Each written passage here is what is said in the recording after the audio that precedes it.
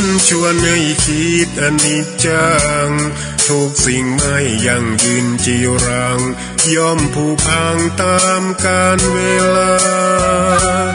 จะฝืนให้ยั่งยืนจนสิ้นโลกา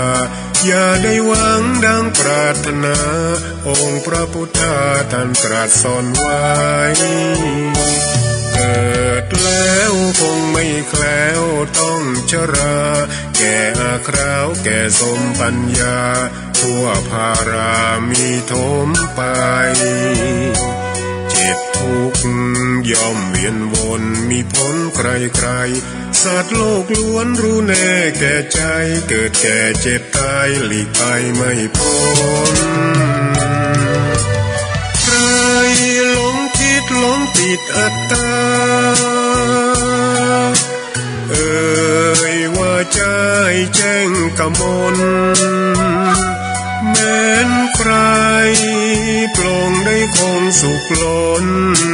ชีวิตมีมองมนเกิดมาเป็นคนสมบูรณ์ดับหายเพียงร่างกายไว้ชีวาแต่กุศลผลกรรมทำมาย่อมแปลงค่ากลายเป็นทุนส่งผลให้ทุกคนเวียนวนไม่สูญ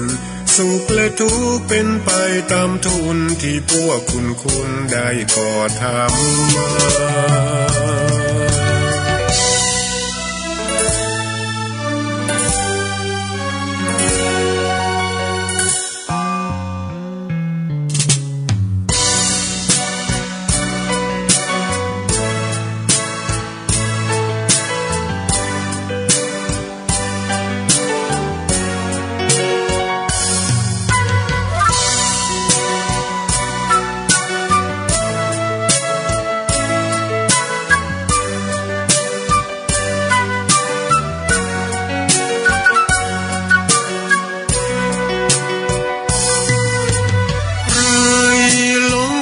หลงติดอัตตา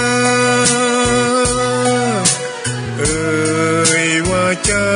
แจ้งกมลแม้นใครปลงได้คงสุขล้นชีวิตมีมองมนเกิดมาเป็นคนสมบูรณ์ดับหายเพียงร่างกายไว้ชีวาแต่กุศลผลกรรมทำมาย่อมแปลงค่ากลายเป็นทุนส่งผลให้ทุกคนเวียนวนไม่สูญสุขและทุกข์เป็นไปตามทุนที่พวกคุณได้ก่อทำมา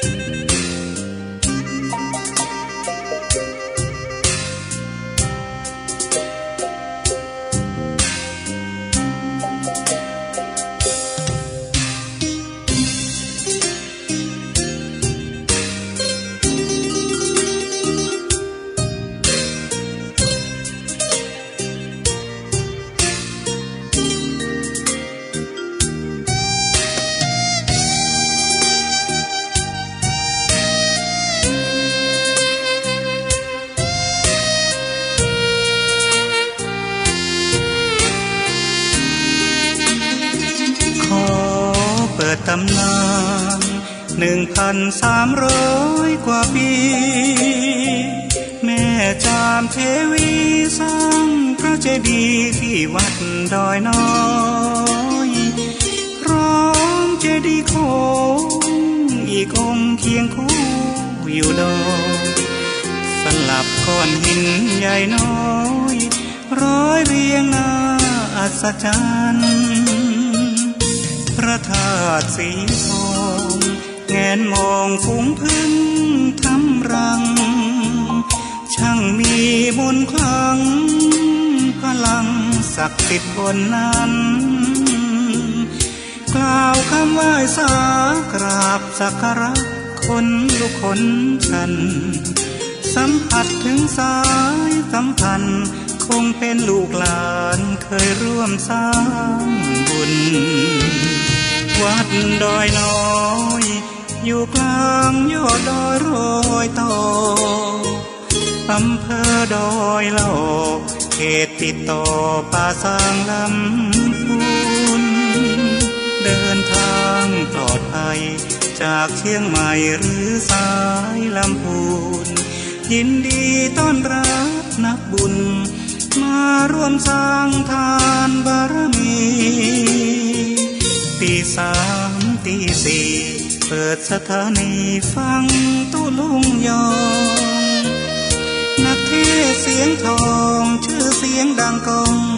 ทั่วฟ้าธานีตัวจริงเสียงจริงวัดดอยน้อยแม่จามเทวีต้อนรับญาติโยมที่มี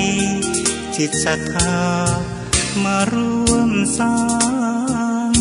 บุญ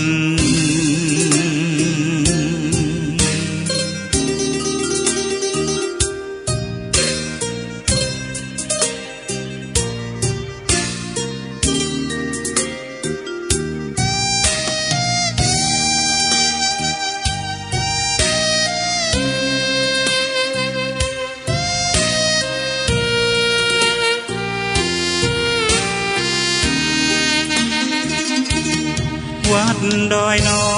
ยอยู่กลางยอดดอยโรยต่ออำเภอดอยเหล่าเขตติดต่อป่าสางลำพูนเดินทางปลอดภัยจากเชียงใหม่หรือสายลำพูนยินดีต้อนรับนักบุญมาร่วมสร้างทานบารมีตีสามตีสี่เปิดสถานีฟังตุลุงยอง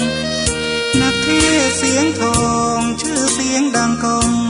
ทั่วฟ้าธานีตัวจริงเสียงจริงวัดดอยน้อยแม่จามเทวีต้อนรับญาติโยมที่มีจิตศรัทธามาร่วมสร้างบุญ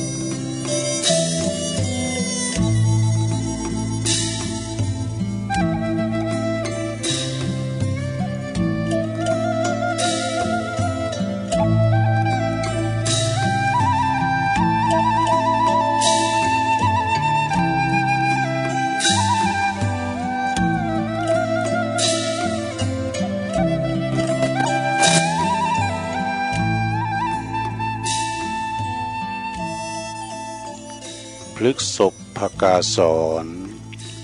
อีกุลชรอันปลดปลงโททนเสน่งคงสำคัญหมายในกายมีนรชาติวางวายมาลายสิ้นทั้งอินทรีย์สถิตทั่วแต่ชั่วดีประดับไว้ในโลกา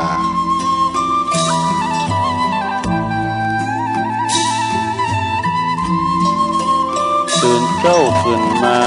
ก็ยิ้มแย้มแจ่มใสทุกโศกโลกภัยหายไปหมดสิ้นก็ขอความนอบน้อมแด่พระรัตนตรัยอันมีพระพุทธพระธรรมพระสงฆ์เป็นสรณะที่พึ่งขอกราบแนบไต่ไหวสาถวายความเคารพมายังครูบาอาจารย์พระมหาเถรานุเถระ ตันเจ้าคณะพระสังฆาธิการพระภิกษุสามเณรเจ้าจุโตนจุองค์กุวัดวาอารามพร้อมตึงสำนักติภักสงฆ์ตุยเจริญปอนมายังบรรดาปออกแม่ออกศรัทธาตันสาธุชนนักศีลนักบุญคุณดีหมู่เฮาเจ้าขาดต่างหลายแตกตื่นมื่นตามาแล้วก็มางุมสวามหาโทรศัพท์เครื่องฮับก็ดีวิทยุก็ตามเนาะก็มาเปิดฟังรายการสัพเพเหระปกิณกะขอนลุงไก่แจงรายการเสียงธรรมแสงทองรายการเสียงธรรมแสงทองนี่ก็รับผิดชอบบริหารเวลาดำเนินรายการโดยต้นตัวแห่งอาตมาภาพเก่ากระผมตุลุงนันชัยวัฒนาคะเสโนจัดรายการอยู่ที่บุญห้องสงฆ์ของวัดพระธาตุดอยน้อยตำบลดอยหล่ออำเภอดอยหล่อจังหวัดเชียงใหม่ก็มาพบมาปะกันในยามค่ำคืนในขณะที่เปิ้นรับไหลกันนอนรับพักผ่อนสายตาพักผ่อนสมองพักผ่อนกายาเกมพลังกำลังไว้สู่ชีวิตในวันรุ่งขึ้นต่อไปนะการพักผ่อนนอนหลับนี่เป็นการดีที่สุดบ่ได้คือลำต่ำสามยังสมองได้คือพักจิตพักใจโดยแล้วก็เป็นการที่ว่าพักเอาแห้งโดยเนาะยามหมออีนะเดือนตีสามตีสี่เนี่ยมันรับโมนรับหลุ่มดีเนี่ยเปิ้นว่าเนาะแต่ในขณะเดียวกันคนเฒ่าคนแก่สวอย่างเฮาเนี่ยก็ตื่นมาก็ว่ามึนตาอีอัน ตื่นขึ้นมาก็ว่ามึนตาก็ตื่นแล้วก็มึนตาก็ด้วยแต่ก็ตื่นขึ้นมาแล้วตื่นเป็นบัดลับเนาะศรัทธาญาติโยมนะคุบขาบอยู่คนเดียวแต้มเป็นสังนะเฮาก็ดิ่นตรงไปไหนได้แต่มีลูกมีหลานอยู่เนี่ยอินดูเขาเนาะก็เยาะก็หย่องเตียวแต่ก็เขาตื่นเขาว่าการวันคาเหมือนเขารับอิ่มไม่เนาะแต่ว่าเฮาตื่นลูกก็คอยฟังเนาะรายการตุลุง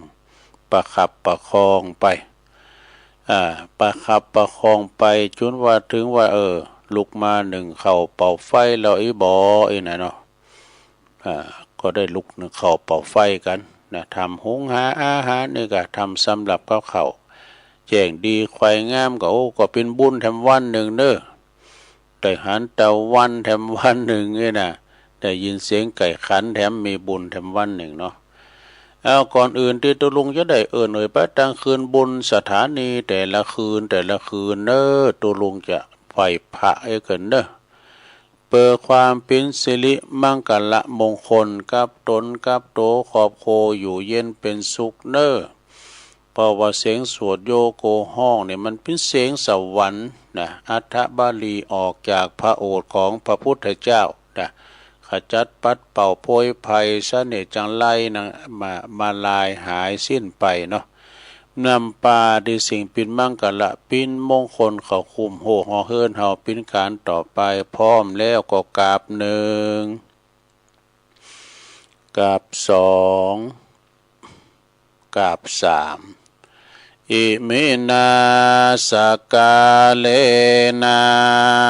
พุทธังอภิปูชยามาอิมินาสกาเลนะธัมมังอภิปูชยามาอิมินาสกาเลนะสังฆังอภิปูชยามาอะระหังสัมมาสัมพุทโธภะคะวาพุทธังภะคะวันตังอภิวาเทมิสวากขาโตภะคะวะตาธัมโม ธัมมังนามัสสามิ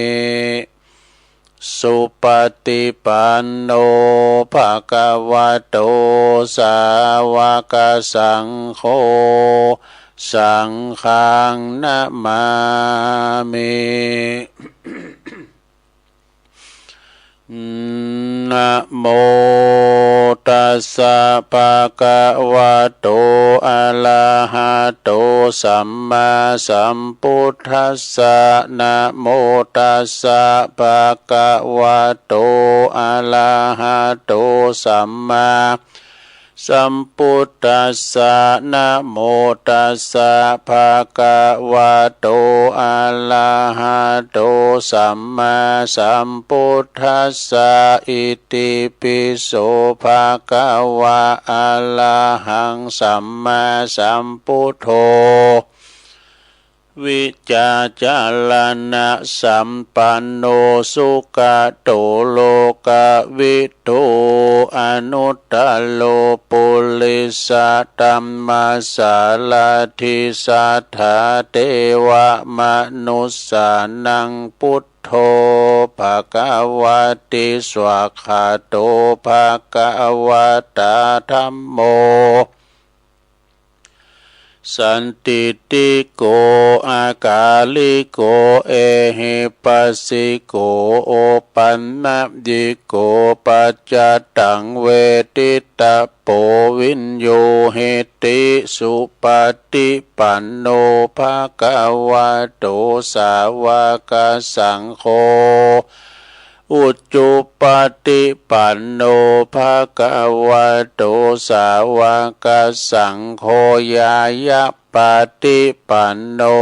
ภะคะวะโตสาวกสังโฆสามิจิปฏิปันโน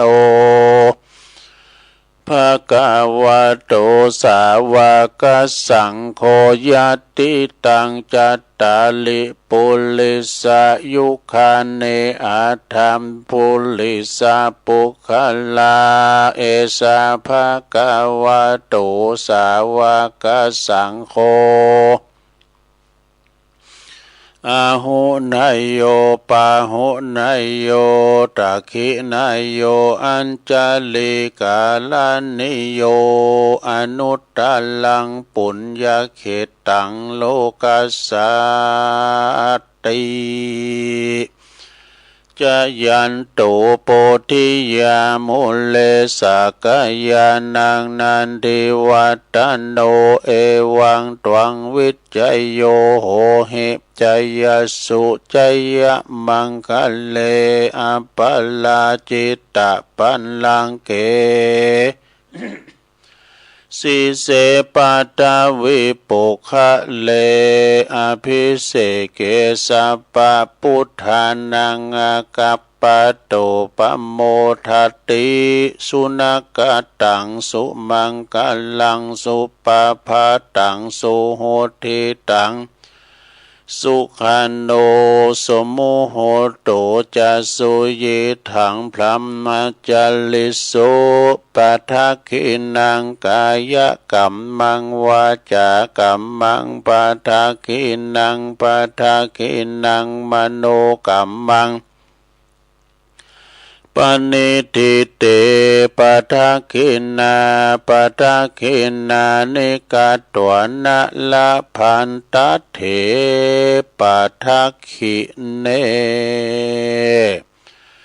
สัพพิติโยวิวาจันตุสัพพะโลกโกวินาศตุมาเตภวัตวันตลายโยสุขีติกายุโกภวะอภิวาทนาสีลิสานิจังวุธาปจายโนจัตตาโลธรรมาวัฏันติอายุวันโนสุขังปะลังเอาแล้วน้อศรัทธาญาติโยมต่างหลายตุลุงก็ปิ้นเก้าปิ้นโหนำสวดมนต์ไปปิ้นตีเล็บร้อย ก็ขอกุณพระติตาไหล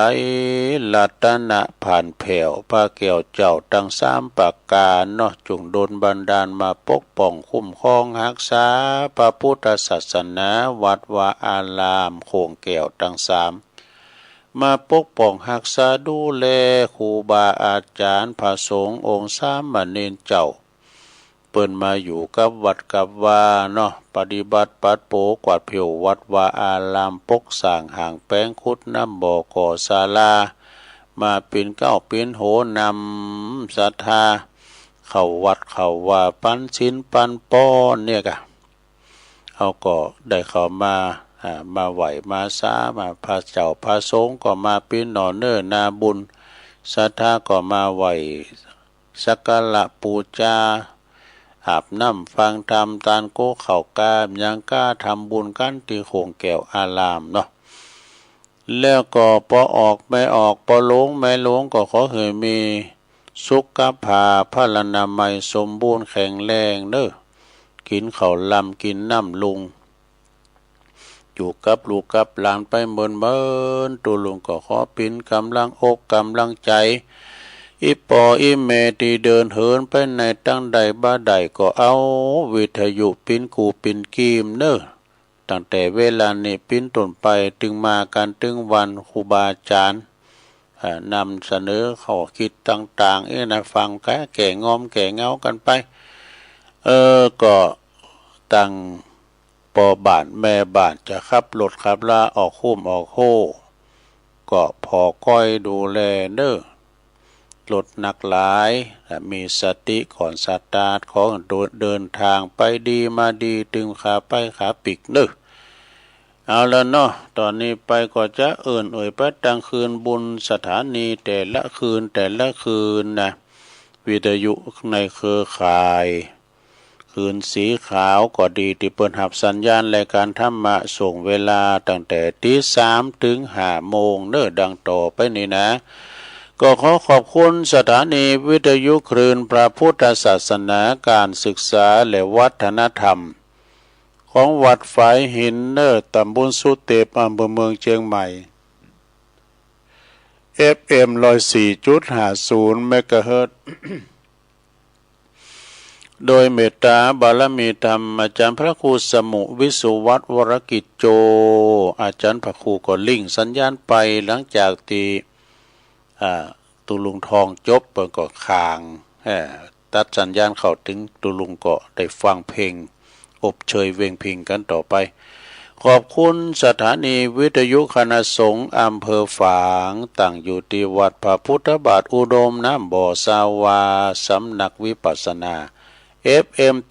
88.50 เมกะเฮิรตซ์โดยเมตตาบารมีธรรมหลวงปู่พระครู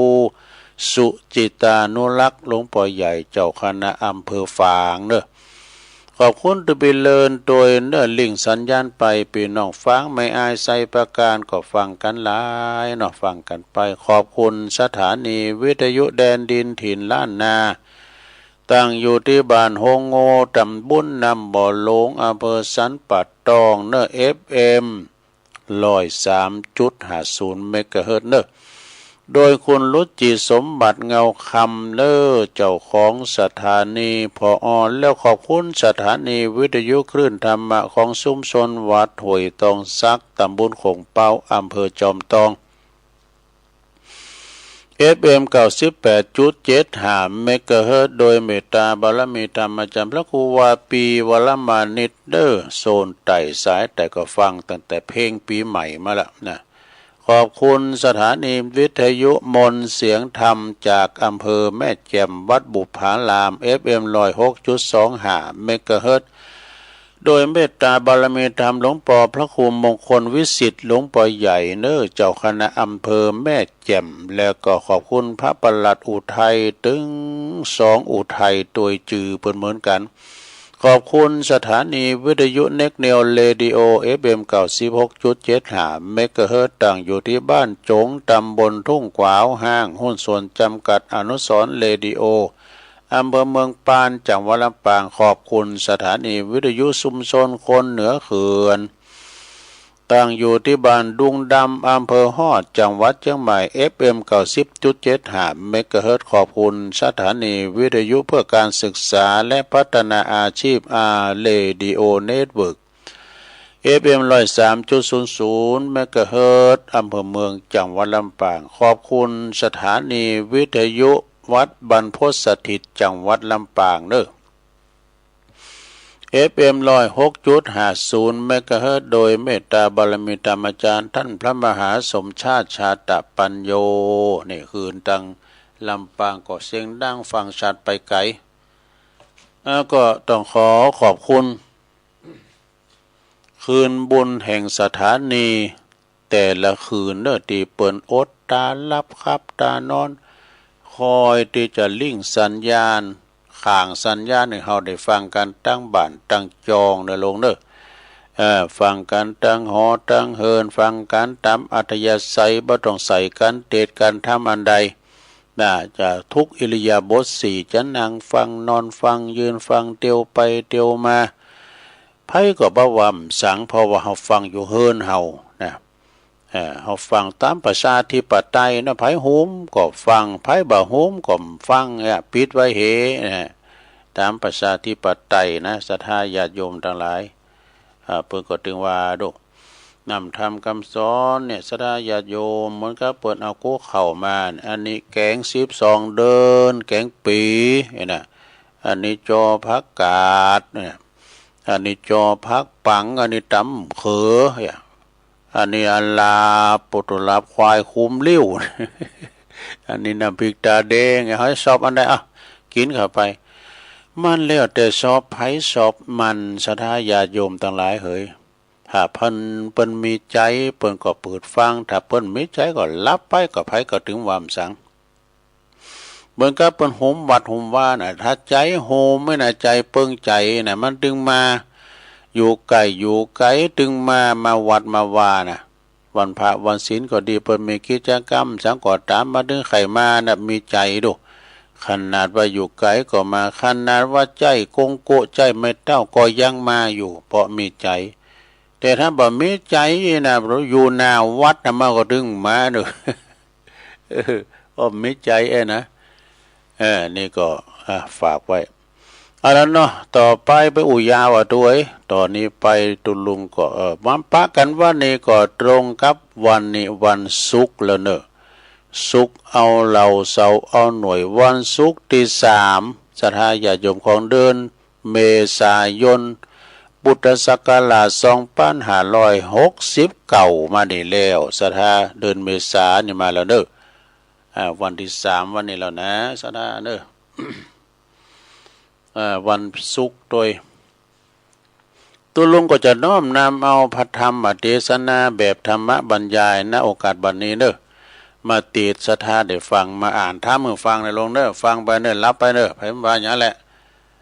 พระอาจารย์พระนันอ้ายมาราธนาธรรมไทยกะละพรหมมาจโลกาธิสติปัสสัมฤ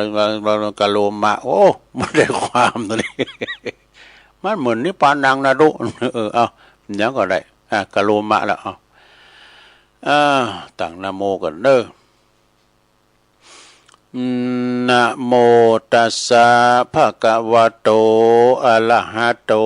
สัมมาสัมพุทธัสสะนะโมตัสสะภะคะวะโตอะระหะโตสัมมาสัมพุทธัสสะนะโมตัสสะภะคะวะโตอะระหะโตสัมมาสัมพุทธัสสะทุกโขปาปัสสะอุจโยติณโอกาสบัดนี้อาตมาภาพก็จักได้แสดงพระสัทธรรมเทศนาอันเป็นสัจธรรมคำสอนขององค์ชินวรสัมมาสัมพุทธเจ้าเพื่อให้เหล่าพุทธบริษัททั้งหลายได้สดับตรับฟัง นำไปเป็นข้อคิดพิจารณาเพื่อให้เกิดสติปัญญาแล้วก็ได้หู้ดีหู้โชอันยังคือบุญอันยังคือบาปนี่นะเนาะเหตุ เหตุให้เกิดความสุขเหตุให้เกิดความทุกข์แล้วก็จะได้ประพฤติปฏิบัติในทางที่ถูกที่ชอบกันต่อไปแต่ต่อไปนี่จะอุ่นเรื่องบาปเนี่ยบาปคืมยักก็บาปก็ได้แก่ความเล่าลอดเนี่ยโดยเนิ่นแต่นั่นก็คือสภาพที่ลามกตกต่ำจิตใจนั้นจิตใจของเฮานั่นเองนะการกึดการทำยั้งเข่าข่ายไม่ไปในทางที่เสียหายวุ่นวายเดือดร้อนอันนี้เป็นเลขบาปเนอะเรียกว่าบาปภาษาฟังง่ายๆเนาะได้แก่ความเลวทรามเศร้ามองสกปรกจิตของคุณเฮานี่มันปกติมันจะเยือกเย็นเนาะจิตใจเฮานี่นะจะเยือกเย็นแจ่มใสเมื่อมีอันยังสิ่งใดสิ่งหนึ่งมากระทบแล้วต่อเมื่อมีสิ่งได้มากระทบจิตใจแปรปรวนชวนเซขึ้นมาทันทีนี่ถ้าสิ่งนั้นมากระทบก็แสดงออกมาในทางที่ดีงามแล้วก็ถ้าสิ่งนั้นที่มันโชมากระทบมันก็แสดงออกมาทางชั่วทางเสียจิตติธรรมคือเสริมเสคุณภาพนี่แหละก็คือปิ่นโตบาปเนี่ยปิ่นโตบาปนะ เพราะว่าไล่หิริโอตตัปปะความละอายหมดแล้วฉะนั้นศรัทธาญาติโยมทั้งหลายบาปจึงเป็นความชั่วผลักดันจิตใจของเขาให้เศร้าหมองเป็นว่าหมนเล่าเศร้าหมองลงไปนะเมื่อจิตใจเขาเศร้าหมองขุ่นโม่เสียแล้วเสียอย่างเดียวแล้วนะทุกสิ่งทุกอย่างก็พลอยที่จะเสไปโดยเดือดร้อนวุ่นวายนับแต่ตนเองแล้วก็จะลุกลามไปถึงคนอื่นโดยเป็นลำดับเนอะนี่ตนเองบ่มีสง่าราศีบ่สดชื่นลื่นเริงบ่สมบูรณ์ขาดความสุขมีแต่ความตุกข์ขึงเขตวะนะเหี่ยวแห้งเพราะขาดอาหารที่มีคุณภาพหล่อเลี้ยงเปรียบเสมือนตุ่นไม้ที่ขาดการหดน้ำนี่ยอมอับเฉาเหี่ยวแห้งไปฉะนั้นดวงใจที่ปล่อยปะละเลยบ่เคยอบรมบ่มนิสัยให้มีศีลมีธรรมนะจึงถูกความชั่วเผาผลาญให้ลุ่มร้อนได้ง่าย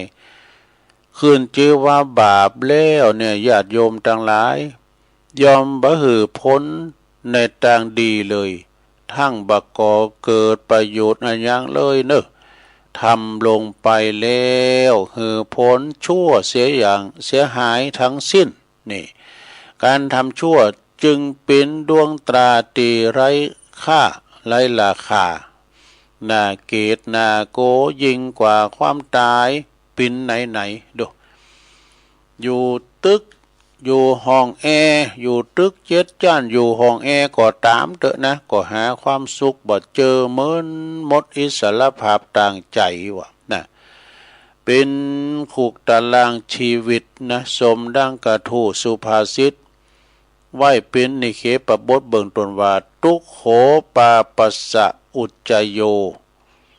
ความสั่งสมบาปนำความทุกข์มาให้ดังนี้นี่เพราะว่าความตายเนี่ยอุดรความตายนะหลวง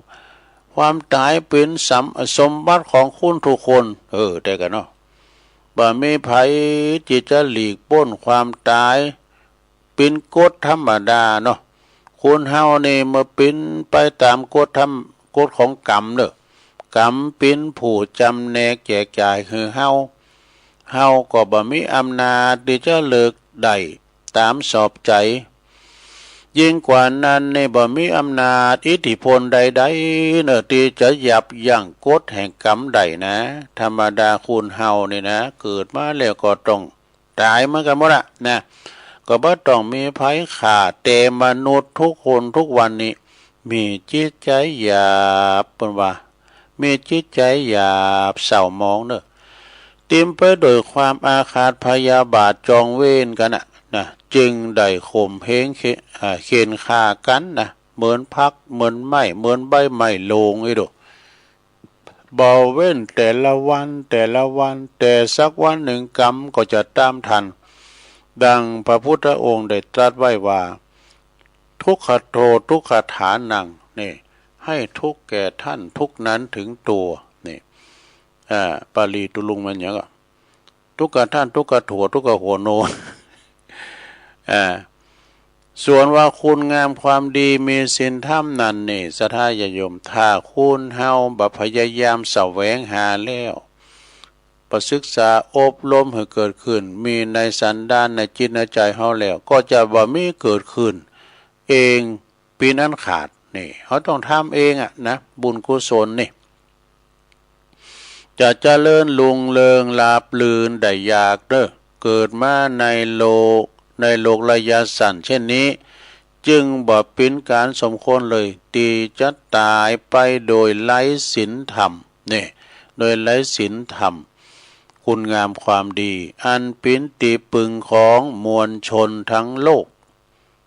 กนี้แล้วก็โลกหน้านี่ถึงโลกนี้โลกหน้าแต่บาปก็คือความชั่วยอมทำหือผูกกระทำยอมหือผูกกระทำตายไปจากคุณงามความดีแต่กันเนาะตายไปจากคุณงามความดีก็คือตายทั้งเป็น มีบาลีธรรมบทหนึ่งว่าเยปมัตตายะถามัตตาแปลความว่าความประมาทเหมือนคุณติดตายทั้งเป็นนี่อันความตายบ่เป็นเวรเป็นภัยกับไผเพราะว่าเป็นไปตามกฎของสังขารจึงบ่น่าเกตนาโกเมินทำความชั่วเลยนี่ผลแห่งการทำชั่วนั้นบ่เคยส่งผลให้ผู้กระทำเจริญพาสุขอย่างยืนนานถาวรได้เลยบาปยอมบ่มีแก่ผู้ไม่กระทำความชั่วนี่ถ้าเฮาทำความชั่วนะเบิ่งกับมือเฮาฝ่ามือเฮาหอกกรรมอย่าปิดมือเฮามีแผลก็บ่ต้องไปเดือดร้อนก็เปรียบเสมือนส่วนต่างๆของร่างกายของเฮานี่นะเมื่อบ่มีบาดแผลแล้วอย่าปิดมันก็ยอมซึมซาบเข้าไปมันก็บ่เจ็บบ่แสบได้นะพุทธศาสนิกชนนี่ถือกันว่าการลุ่มหลงโมเมาคุกเข้าแต่สิ่งชั่วมัวหมองนั้นบ่ฮู้ฐานะวัยและก็ความเป็นอยู่ของตนเป็นการสร้างอัปมงคลเสน่ห์จังไรเนอะตัวเองแล้วก็ชีวิตอย่างยิ่งนะเมื่อว่าสะสมบาปกรรมไว้มากนักเขาเท่าใดสันดานก็หนาแน่นนะจะหนาแน่นยอมก้าวไปสู่ความพินาศย่อยยับไปในที่สุดเนอะเมินก่อนเมฆเนอะก่อนฝ่าก่อนเมฆเนี่ยมาปิดบังดวงจันทร์ดวงอาทิตย์จะไม่แต่ความมืดไปในทุกขณะนี่พระบรมครูของเฮาเปิ้นตรัสไว้ว่ากัมมุนาวัตติโลโกสัตว์โลกทั้งหลายก็ยอมเป็นไปตามกรรมว่ะนะกรรมนั้นยอมมีอำนาจเหนือกฎอื่นได้นะเหนือกฎหมายเหนือกฎธรรมชาติและธรรมชาติเนี่ยแต่ทรงไว้ซึ่งความยุติธรรมบ่เข้าข้างไผเนอะบ่หับศีลบาปขาดศีลบุญกรรมนี่นะไผทำดีก็ได้ผลดีตอบไผทำบ่ดีก็ได้ผลบ่ดีตอบไผทำบ่ดีนะจาดแล้วปังหลังมาตอบจาดนี้ก็มีนะกรรมนี่มันลืมเจ้าอย่างนั้นนะเนาะนะถ้ากรรมนี่มันบ่กินศีลบาปขาดศีลบุญไผถือลักว่าไผทำดียอมได้รับผลดีไผทำชั่วยอมได้รับผลชั่วนะหว่านพืชเช่นไรก็ยอมได้ผลเช่นนั้นนะก็เหมือนกับปลงไม่ลงปออกไม่ออกเนี่ยนะมันไปวัดไปว่าอยู่กับบ้านกับจ้องเฝ้าบ้านเฝ้าจ้องพอลูกพอล้านนะมันไปเบียดเบียนไผบ่ได้ไปว่าห้ายป่ายสีหยังไผอยู่ตามน้ำตามถ้ำวันพระวันศีลแล้วก็ไปวัดเฮนะอันนี้ไปเดือดร้อนจ้างลงนะเวลาว่าเปิ้นจะติดน้ำติดตามที่หาดที่นี่ก็ไปฟังไปงานเขาดำกาสังกาไปจุยเปิ้นนี่ ไปโขนขวายเรียกว่าวัยวัจจะไมคุณเฒ่าคุณแก่แล้วมันต้องไปเยหยังนะไปนั่งเป็นกลางเตือนกลางเฮือนหั่นไปนั่งให้ลูกหลานได้หาอาหารได้ก็ดีใจแล้วนะเป็นเก้าเป็นกันแบบเรียกเป็นว่าเนติแบบอย่างให้ลูกให้หลานได้หันเพราะนั้นได้ในเฮาคือสิ้นก็ว่าแล้วด้วยอีนี่ก็มันท่านะได้ฮู้หมดเพราะว่ายอมได้ละผลทุกชนิดเรื่องกรรมนี่นะปลูกพืชเช่นไรก็ย่อมได้ผลเช่นนั้นจะไปวิงวอนครับพระเจ้าองค์ไหนองค์ใดก็บ่ได้พระปิ้นเจ้าตีประทานความตุกความสุขหือเฮานั้นคือพระเป็นเจ้าก็คือดวงจิตดวงใจของเฮานี่แล้วศรัทธาญาติโยมแต่ละวันแต่ละคุณเท่านั้นเพิ่นมีเทวดาคุ้มครองของภัยของมันนะอาจจะสุขจะทุกข์มันก็อยู่ที่ใจที่คัดเกลาด้วยธรรมะก็จะพบความสุขพบปะแต่ความสุขจิตใจที่ไล่ธรรมะนั้นมันบ่ฮู้จักอิ่มติมจักใจเป็นใหญ่นะใจเป็นใหญ่ใจเป็นประธานใจเป็นโหนะในการทำอย่างต่างๆเมื่อพื้นเพของใจดีแล้วนะการคิดการทำก็จะดีไปโดยบุญกรรมวาสนาและก็ของเฮานั้นเป็นสิ่งที่คัดขวางบ่ได้เด้อคุณเฮานี่เปิดว่าคุณเฮานั้นอยู่โดยความดีแต่ว่าภายในเสพเหชีแม้แต่ชีวิตก็ยังดูไร้ค่าเด้อนะยิ่งว่าเป็นคุณเฮาว่าเพราะว่ามักจุฬาในยอมชุดกระชากหือคุณดีเด่นนะได้ตายโดยแล้วก็ได้ขาดชื่อเสียงตายไปโดยนะคุณงามความดียอมปรากฏอยู่แม้ว่าเฮามักจุฬายอมเอาไปโมดแต่ว่าชื่อเสียงคุณงามความดีเฮายังมีอยู่แก่ผู้ศรัทธาประพฤติปฏิบัติเนี่ยพระพุทธเจ้าได้ตรัสกับพระอานนท์เดชะว่าขอทำตีเฮาอู่ไปแล้วยอมบ่มีผลแก่ผู้ไม่ศึกษาโดยเคารพบ่ปฏิบัติตามประดุจดอกตีมีแต่สีงามแต่ไล่กลิ่นหอมเนอะฉะนั้นวาจาสุภาษิตยอมผลดีแก่ผู้ทำตามเท่านั้นเหมือนดอกไม้ตีงามทั้งสีทั้งกลิ่นฉะนั้นในสมัยนี้เปิ้นอู่ถึงด่านชินธรรมโมอีกกันนะธรรมะธรรมโมเนี่ยผู้ตีแตกฉานเนี่ยนะโอ้เปิ้นมากมายเนี่ยบางคนเนี่ยเป็นนิสิตนักศึกษาละเด็กละอ่อนก็เนี่ยเปิ้นก็เป็นเขาวัดเขาว่าเนาะประพฤติปฏิบัติธรรมเป็นเปิ้นอู่เรื่องน้ำเรื่องธรรมก็จะดีอู่เรื่องกินเรื่องตาลก็ดีนะบางคนก็ฉะนั้นก็เหตุการณ์เนาะในชีวิตประจำวันเนี่ยจะเกิดขึ้นมากับจิตกับใจก่อนทั้งสิ้นนะใจโกรธกิริยาวาจาก็จะโกรธไปโดยแต่กันเนาะถ้าหน้าตาเฮาบูดบึ้งเหมือนยักษ์เหมือนมารก็จะเป็นยักษ์เป็นมารไปโดยนะถ้าว่าเฮาใจดีกิริยาวาจาก็อ่อนหวานว่านะสดชื่นผ่องใสน่าเคารพกราบไหว้เด้อดังบรรยายมาศรัทธาสาธุชนทั้งหลายผู้หักตนหวังความสุขความเจริญในภพนี้และก็ในภพหน้าจงยึดถือเอาศีลธรรมของพระสัมมาสัมพุทธเจ้าอันมีหิริโอตตัปปะความละอายต่อบาปกรรมก็จะทำให้จิตใจเฮานี้ผ่องใสเว้นเสียยังซึ่งเวรภัยแม้จะบรรลัยสิ้นชีวิตไปจากโลกแล้วก็บ่เศร้าหมองโศกเศร้าเสียใจเนอะ มีคติภพตีดีไปปิ้นเบื้องหน้านั่นจุงจักมีดังตีตุลุงได้แสดงพระธรรมเทศนามาก็หันว่าพอสมควรแก่กาลเวลาก็จะขอสมมติหยุดที่ลุงปรุงไว้เพียงเท่านี้เอวังก็มีด้วยประกาศนีสาธุสาธุสาธุเอา จบลงไปแล้วลงเอ้ยทำใจใสปินบุญใจขุนปินบาป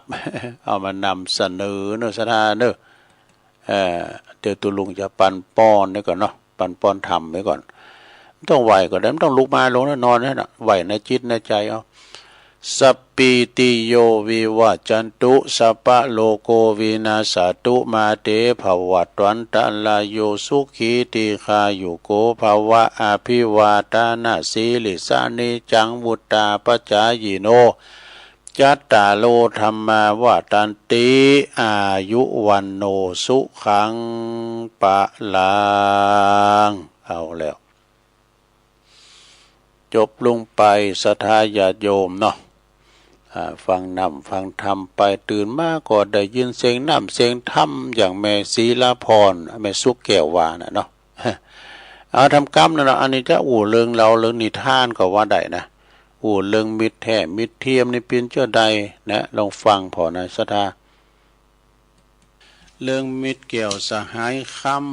ำอันนี้เป็นในนิยายธรรมนะนิทานธรรม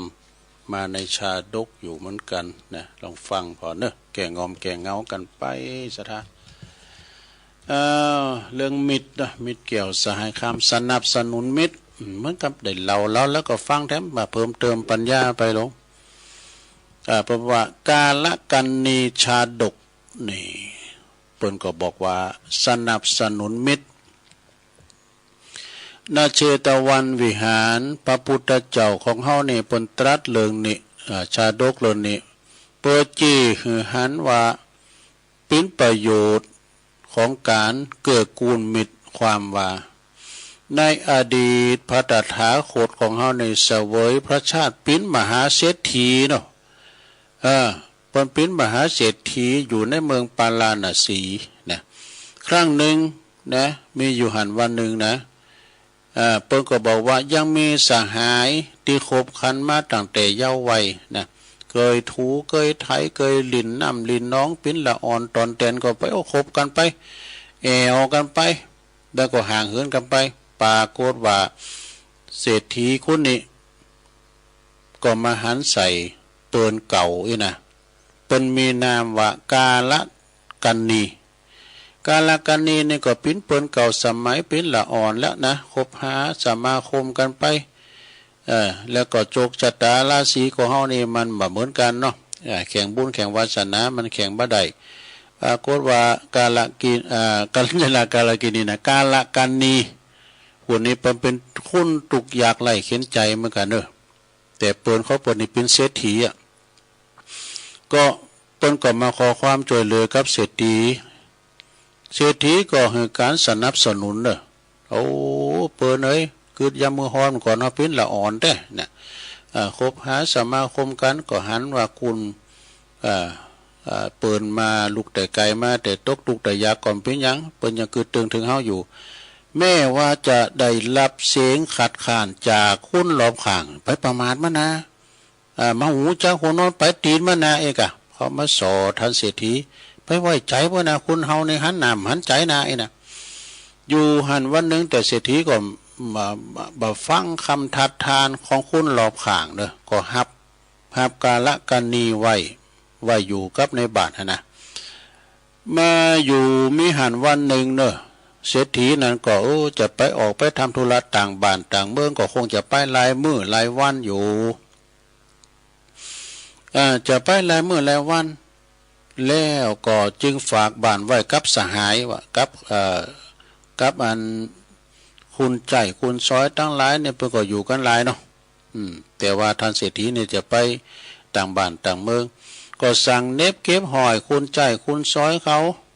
แล้วก็ฝากหอฝากคืนกับการละกินนี กาละกินนีนะเปิ้นเอ้ยเขาจะไปต่างบ้านต่างเมืองหลายวันเด้อขอให้พ่อก็ดูแลทรัพย์สินสมบัติพ่อก็ดูแลคุมโหเฮาเอาเด้อนะตันเปิ้นไปก็หับปากจะดูแลอย่างดีมีหันคืนนึงเด้อกาละกันนีนี่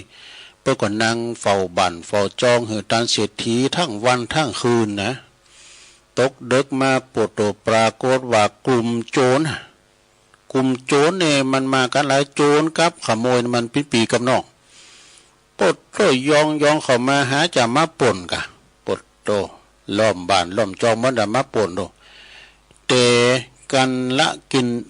กันนีนะเปินของเศรษฐีเป่าหอยสังเป่าหอยสังตีกองปุ๊กทุกคนในบ้านตื่นช่วยกันขับไล่ขโมยกับโจรนี่ได้สำเร็จหมดดูกันมีกันละกันนีนั้นปิ้นอยู่ยามอยู่หันก็ไปมีเสียดกะเนาะทำให้บ้านของตาเศรษฐีปลอดภัยจากการปล้นของโจรนี่เมื่อว่าเศรษฐีปิกมาแล้วเนาะไปต่างบ้านต่างเมืองหลายวันกลับมาแล้วฮู้ว่านายกาละกันนีเนี่ยเปิ้นสหายของเปิ้นนี่นะช่วยให้โจรปล้นจากการถูกปล้นจากโจรจึงกล่าวสรรเสริญเนาะว่ามิตรเป็นมิตรที่หูกุลเนี่ยมีความกตัญญูหูกุลแล้วก็เลยมอบสมบัติทรัพย์สมบัติให้กาละกันนีอย่างมากมายจากนั้นก็จึงบ่มีไผผู้ใดจะมากล่าวถอยคำถากทางอู่ดูถูกเหยียดหยามนายกาละกันนีอีกเลยนี่ในกาลต่อมานายกาละกันนีนั้นก็คือสหายของนายอนาถปิณฑิกเศรษฐีณกาลบัดนี่แหละส่วนพระทันเศรษฐีนั้นก็คือองค์พระตถาคตนั่นเองขอคิดแล้วนี่เปิ้นบอกว่ามิตรยอมหูจักเกื้อกูลนี่มิตรนะซะนะมิตรมีเปิ้นเรียกว่ากัลยาณมิตรนะมิตรนี่นะเดี๋ยวจะอู่เรื่องมิตรกันนะมิตรเกี่ยวสายค่ำเนี่ยมันมีหลายมิตรนะซะนะเอาเรื่องมิตรนะมันมีหลายอย่างมิตรต่างหลายนี่เป็นกว่ามิตรแท้ก็มีมิตรเทียมก็มีมิตรแท้นี่มีอยู่สี่จำโปกด้วยกันเนอะหนึ่งมิตรมีอุปการะสองมิตรรวมสุขรวมตุกสามมิตรแนะนำประโยชน์สี่มิตรมีความรักใคร่นี่มิตรแต่มีสี่จำโปกนี่ก็คือมิตรมีอุปการะหนึ่งเนอแล้วก็มิตรรวมสุขรวมตุกหนึ่งเนอมิตรแนะนำประโยชน์หนึ่งเนอมิตรมีความรักใคร่หนึ่งเนอมิตรเป็นมิตรที่ควรคบหาบ่มีปิดบ่มีภัยอย่างแต่อย่างใดนะคอยปกป้องมิตรมีแต่จะเกิดคุณประโยชน์แก่ตนในปินนั้นอเนกประการนี่แล้วเปิ้นก็ว่ามิตรอุปการะนี่มีลักษณะสี่อย่างทำแล้วมิตรอุปการะมีลักษณะอยู่สี่อย่างมีอย่างปรำหนึ่งป้องกันเปิ้นผู้ประมาทแล้วนะป้องกันผู้เปิ้นผู้ประมาทมาไปไหนมาไหนด้วยกันเปิ้นประมาทนี่นะแนะนำช่วยเหลือป้องกันเปิ้นข้อที่สามเมื่อมีภัยปิ้นตีปึงพำหนักใดมีภัยนะปึงพำหนักใดนะข้อที่สี่เมื่อมีทุละช่วยออกทรัพย์หือเกินกว่าที่ออกปากมิตรมีอุปการะมีอุปการะมีลักษณะสี่นี่ก็คือหนึ่งป้องกันเปิ้นผู้ประมาทเมื่อเปิ้นมีความเลินเล่อแล้วก็เผลอตัวขาดสติคอยควบคุมป้องกันบ่ให้เปิ้นเกิดอันตรายนี่อันนี้นะข้อที่สองเนี่ยคอยป้องกันทรัพย์สมบัติของเปิ้นในขณะที่เปิ้นมีความประมาทพลาดพลั้งลงลืมเผลอเลอนะปล่อยปะละเลยมีบ่ให้ทรัพย์ของเปิ้นนั่นเป็นอันตรายอันนี้นี่แนะนำดีเนอะข้อที่สามนะลงเนอะ ข้อที่สามเป็นประกอบว่าเมื่อเปินประสบภัยก็อุดหนุนนะเมื่อเปินประสบภัยนะความอุดหนุนอย่างใดก็คือความว่าอุดหนุนจุนเจือปิ้นตีปึงพิงใดหากหู้ประวัติหรือหากหู้ว่าบ่มีภัยนะหรือว่าหากหู้ว่าจะมีภัยก็ช่วยปกป้องคุ้มครองเปอบ่หือได้รับภัยอันตรายนี่แล้วก็ข้อที่สี่เพิ่นก็บอกว่าเมื่อเปิ้นมีธุระจำเป็นขอความช่วยเหลือก็ช่วยเกินกว่าที่ออกปากโดยความยินดีดูนี่มิตรดีแต่มนามิตรแต่ในสระเนี่ยมันจะมีเทมนะมีเทมมันมีอยู่นะอันนี้คือเป็นมิตรแต่มิตรติแต่แล้วก็แปลว่ามิตรรวมสุขรวมทุกข์ก็มีลักษณะทั้งสี่นะหมอข้อที่หนึ่งขยายความลับของตนให้เปิ้นได้ฮู้เนี่ยคือเปิดอกอู่กันได้สองปิดความลับของเปิ้นบ่หือแผงพายสามบ่ละทิ้งในยามวิบัติเนี่ยสี่แม่ชีวิตก็อาจจะสละเทนใดดูมิตรรวมทุกข์รวมสุขมีลักษณะสี่นะมีหนึ่งบาปิดกังบังใบอำพรางความลับของตนมีอย่างก็เปิดเผยมีอย่างได้ก็เปิดเผยให้เปิ้นได้หู้จนหมดสิ้นนี่สองเรื่องใดเป็นความลับของเปิ้นก็จอยปิดบังบ่เหือนแพงพายให้กับผู้อื่นหู้นี่สามเมื่อเกิดวิบัติเด้อบ่ละทิ้งเปิ้นบ่ละทิ้งเพื่อนบ่ว่าภัยพิบัติบ่ละภัยพิบัติอันจะน้อยใหญ่ปานใดก็คอยจอยคิดและก็แก้ไขให้ผ่อนคลายโดยความปิ้นห่วงปิ้นใยนะข้อที่สี่นะสุดท้ายเมื่อเปิ้นตกอยู่ในฐานะเสี่ยงชีวิตก็สามารถสละชีวิตแทนเปิ้นได้ อันนี้ก็เป็น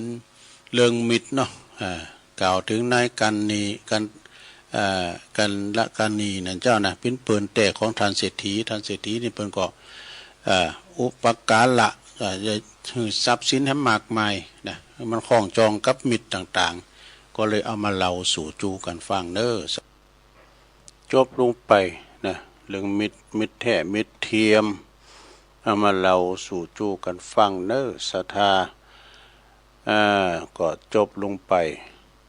ก็เดียวชั่วโมงที่สองตุลุงก็จะน้อมนำเอาอย่างนิทานธรรมเด้อ นิทานธรรมมีหลายวะเนี่ยนิทานธรรมเรื่องอย่างตุมันเรื่องว่าตุเจ้าตุนหนึ่งนี่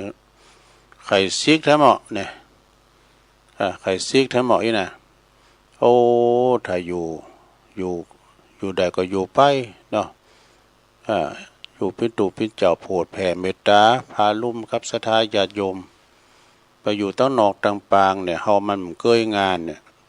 ไปสวาหากินสร้างนะรับจ้างเลี้ยงควายก็มีไปแล้ว ประบกดินสินโตเพื่อผมจ้างไปเลยนะให้นาป่าตั้งก็พินบาทพินจองไปหมดเพื่อขายพวกก่อนในบ่โตยามเมืองกลางตุงกลางหน้าเนาะเสาะเก็บพักเวนก็พักบุงเข็นพักบุงแดงก็น่ะการทำไปออกตุงออกหน้าเนี่ยเหมือนกับห่างโลดตัดปนน่ะเอาหยังปูปลาก็นี่มันมีหันซับปลาพักบุงก็พักกาดหน้าก็เนี่ยพักกาดหน้าพักกลุ่มปลาเด้อไปสอหาแต่พบกาดตึมได้ก็ว่าชอบหาพักกาดหน้าไม่ก่อยน่ะบทคุณเบิ่งไปว่าพักกลุ่มปลาว่ะพักกาดหน้าเนี่ยเอามายำเอามาโขเขาก็ล้ำกันเด้อล้ำเอาละเนาะตอนนี้ตัวลุงจะหยอบยั่งให้กันกันเนาะก็เดียวก็มาอู่กันต่อในชั่วโมงที่สองก็เดียวตัวลุงจะเปิดเพลงบักเก่ามาฟังเพลงยังตุเพลงปีใหม่ ทีมงานหรือว่าวงของสุนทรภรณ์อันนี้เป็นต้นฉบับเลยรำวงเรื่องสงกรานต์มาขอบรรยากาศนะเราไปต้องฟังว่ารำวงเรื่องสงกรานต์เจริญพร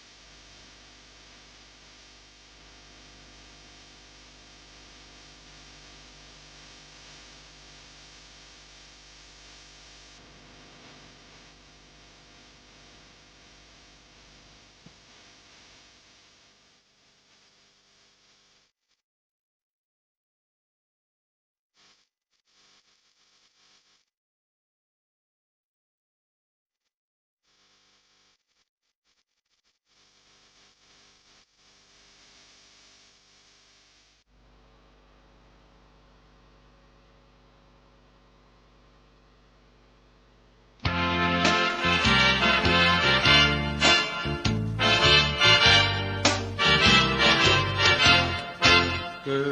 ดเป็นคนอย่าเห็นแก่ตนและดีถึงจะมีร่ำรวยสุขสันต์จนหรือมีไม่เป็นที่สำคัญแม้รักกันพึ่งพาอย่าไปตัดไมตรีเกิดมาพึ่งกันผิวพรรณใช่แบ่งศักดิ์ศรีวันนี้เราอยู่คิดดูให้ดีถึงจะจนจะมีอย่าไปสร้างเวรกรรมคืนไปทำชั่วไปอาจต้องใช้กรรมเวรอย่างมงายโลก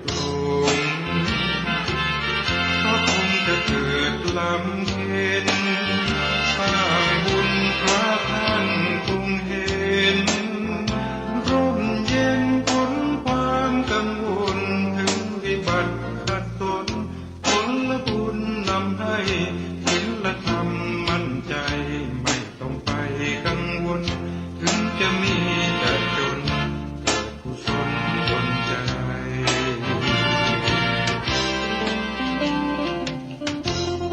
พฤศจิกประกาศที่คุณพรโทษคนเสน่ห์คนสำคัญหมายในการมรชาติที่วางไว้มาลายลิ้นทั้งอินทรีย์ที่ชั่วและชั่วดีจำไว้ในโลกาเกิดเป็นคนอย่าเห็นแก่ตนและดีถึงจะมีร่ำรวยสุขสันต์จนหรือมีไม่เป็นที่สำคัญแม้รักกันพึ่งพาอย่าไปตัดไมตรีเกิดมาพึ่งกันผิวพรรณใช่แบ่งศักดิ์ศรีวันนี้เราอยู่คิดดูให้ดีถึงจะจนจะมีอย่าไปสร้างเวรกรรมคืนไปทำชั่วไปอาจต้องใช้กรรมเวรอย่างง่ายโลกโลงเพราะคงจะเกิดลำเค็ญสร้างบุญพระท่านคงเห็นร่มเย็นพ้นความกังวลถึงวิบัติขัดตนผลบุญนำให้ศีลธรรมมั่นใจไม่ต้องไปกังวลถึงจะมีแต่จนเกิดกุศลบนใจ